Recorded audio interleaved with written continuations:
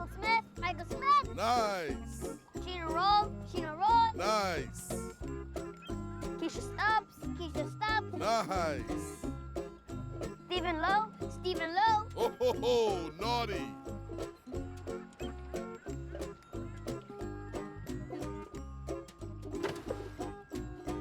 Get on the nice list this Christmas. Rejoice with Rare Voice when you sign up and enter to win 12 days of giveaways, including a 2015 Jeep Wrangler.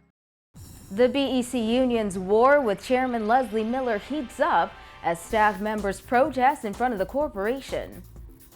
Last night's BEC blackout left thousands in the dark and inconvenienced.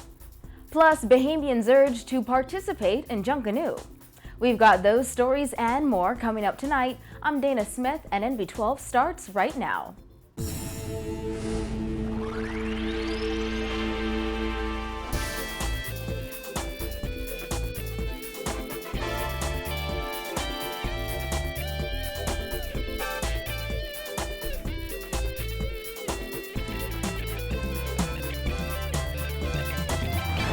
Top news tonight, things got very heated outside the Bahamas Electricity Corporation today as union employees carried out their promise demonstration in protest of their chairman's refusal to sign a new industrial agreement. As Kyle Joaquin tells us in this report, the situation only got worse as the chairman attempted to leave the premises.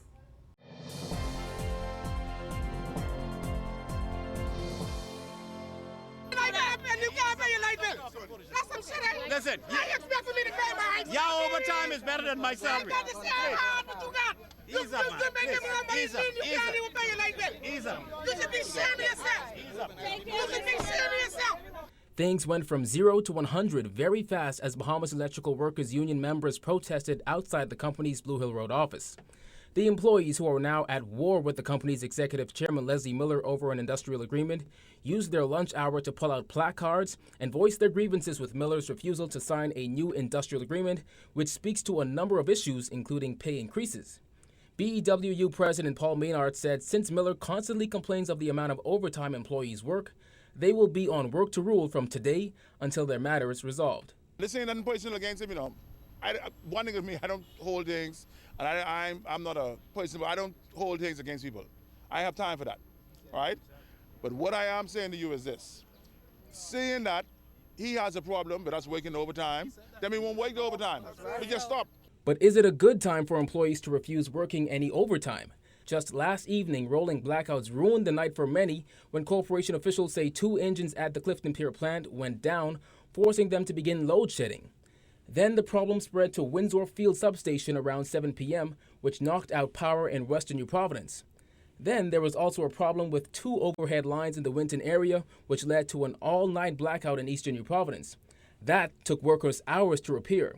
NB12 understands some in eastern New Providence were out of power for as much as 12 hours.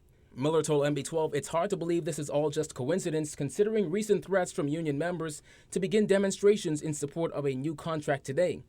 But the union president firmly denies any sabotage and says it's a result of BEC operating with Stone Age equipment. You know what?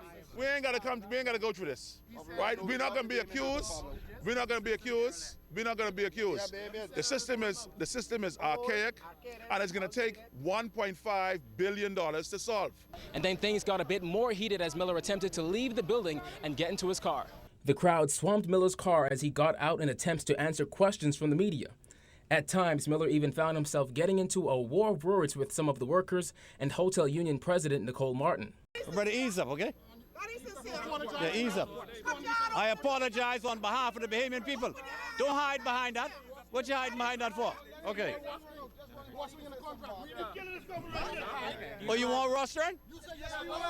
Oh, that's good. Because you're putting it on them, we got to put it on you. Workers got laid off the other day. Yes. 169. What you And the doing with that? government did nothing. It's in the government. It's in the government's hand because the agreement. No, see, if you don't know how it go, you must ask. I said, hey, the government must do something because it is the, no. But you say, what are we doing? It is in the hands of the government. So don't do that. Let's deal with your issues and try to get them solved, because these are the people that were here before you and will continue to be here. Miller says if the workers decide to not work any more overtime, then that's fine, as he has a plan in place. And contrary to reports that there will be load shedding tonight, Miller said he doesn't anticipate any more blackouts if commercial consumers use their generators instead of their BEC supply. We are hoping to have, if we get one of those engines up at Clifton, the big engines running all day, we should be fine. They came on this morning, and we're trying to get the other one on for this afternoon, so we should be fine. Listen, it was unfortunate as to what happened last night. Lights rode the entire night. My light was rode the entire night. I don't even have a generator. I refuse to put one in. If the people suffer, I prefer to suffer with them. That's why I wouldn't put one in. We apologize for it. We hope that we have better luck tonight, this evening with the engines. Now, that meeting scheduled for today with BEC's Human Resources and their Labor Relations Committee did not happen, but Miller did give the warning that if needs be, he will do what is necessary to ensure that their Clifton Pier plant is ran properly. Reporting for NB12, I'm Kyle Joaquin. Well, last night's blackouts impacted thousands of residents across New Providence, particularly those on the eastern end of the island. Residents of those communities said they suffered significant inconveniences after being left in the dark for hours. Jasmine Brown canvassed several of those neighborhoods and spoke to disgruntled residents. Here's her report. Many of the residents we spoke to said they knew something was wrong as they drove home in darkness last night. Some said they were even without power for up to 12 hours. Over the last few months, there have been sporadic outages throughout New Providence for various reasons. But the frustrated residents that we spoke to say there is simply no excuse for the extended blackouts. The majority of those residents say they experienced power outages lasting until daybreak. Some insisted it was more than just a major inconvenience. It was a matter of health and safety. Like this woman who says she had to find alternative measures for her elderly mother who has issues breathing. I live in Elizabeth Estate, and I was very much infected by the electricity cut last night. And my mother's on Ventolin, and that was the problem, and she's an elderly lady. And I had to open up the door late last night just for her to breathe. It was really, really bad. We met this young woman as she waited outside the Fox Hill Social Services office. PECOLA Newton said she walked from her home on Springfield Road along the pitch-dark Fox Hill streets around 5 a.m. to secure her place in line, only to meet others already gathered in the dark. She says she also had the responsibility of getting her kids ready for school. Well, it was off, on and off. And for the last time, about, say, from 11 to 6:30, the power was off. My children almost went to school with their clothes being pressed because I had the clothes on them already to send them to school. Others said the outages threw off their daily routines and insisted they were still feeling the impact. I worked a long day. I got off at 8. And when I left from Marathon Mall, the electricity was off. So all of Prince Charles was pitch dark, and I had to go home in the darkness, and I was quite afraid. And it was off until about 7 this morning, so it was very uncomfortable after a hard day's work. Well, when the power goes off, pretty much it leaves me stranded, paralyzed, so to speak, because I have to cook, I have to eat, I have to clean, and I'm home during the day. When if the power goes off during the day, it gets real hot and I have to go outside, probably just sit under a tree or something until the power comes off, everything comes to a stop. It was around, like, say, a little around after 10, going for like 11 o'clock, and all of a sudden it just, whoop, just gone. It was off for so long, and then through the night I get up looking, see when it come back on, and it never come back on until this morning. I mean, for me, I couldn't really sleep that good, I couldn't sleep that good, so I was mostly up mostly through the night. So all about these, it affected me so much until I still sleepy. Okay. Being up all night, it was terrible. So how are you functioning today? Are you really tired? I even in my right mind today, to tell you the truth. Right now, I believe my pressure and all come up from last night. They have to do better than they're doing. Our light was off from about 10:43, and it came on, I think, after 6 this morning. and I did not sleep. And I have to go to work for 3 today, and oh, I'm so tired. That's why I'm wearing my shades. But they really have to do something, man. This don't make no sense. Whatever the cause may be, residents say they would like to see some relief from power outages sometime soon. Reporting for NB12, I'm Jasmine Brown.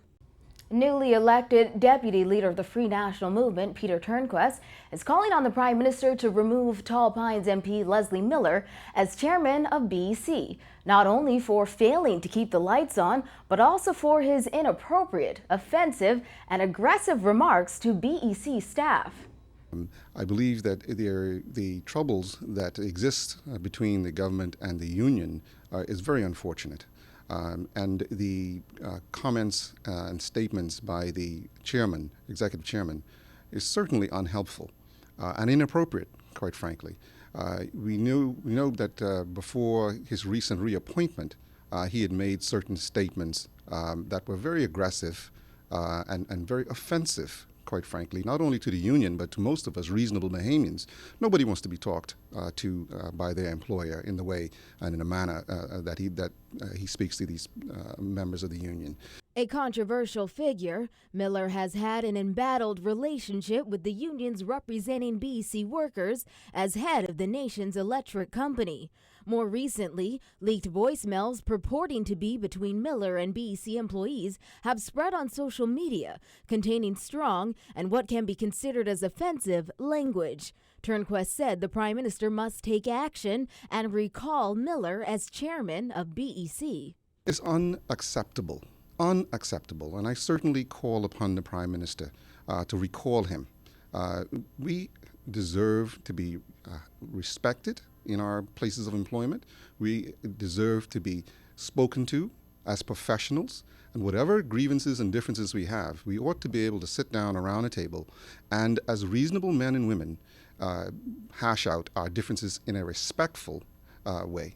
For his part, Miller told NB12 yesterday one of the leaked messages was between him and a buddy of his and had nothing to do with staff or BEC. He added it's against the law to air private conversations. He said today, Turnquest needs to be more responsible and ascertain the facts before trying to get headlines. Miller said Turnquest knows nothing about his interactions with BEC staff and blasted the deputy leader's comments as garbage. Miller advised Turnquest to settle down, adding he doesn't have time to deal with lies, innuendos, and foolishness. Turnquest today also hit out at the government over last night's widespread power outages. The government came to power promising that there would be more blackouts. In fact, there have been several declarations since then that they've got the problem under control and that they would be certainly fewer. Of course, we have seen them be a total failure in that respect.